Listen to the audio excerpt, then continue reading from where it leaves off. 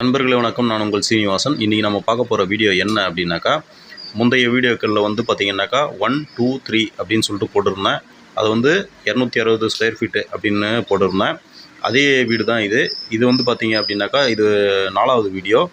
இது வந்து பார்த்திங்கனாக்கா செவுறு எழும்பிட்டு வீடியோ. அதை வந்து முன்ன வந்து பார்த்திங்கனாக்கா சில் லெவல் வரைக்கும் தான் போட்டிருப்போம். இப்போ வந்து பார்த்திங்கனாக்கா 7 அடி மட்டம் வரைக்கும் நம்ம வந்து போடுறோம். இந்த வீட்டோடைய அளவு வந்து பார்த்திங்கனாக்கா 11.5க்கு 22.5.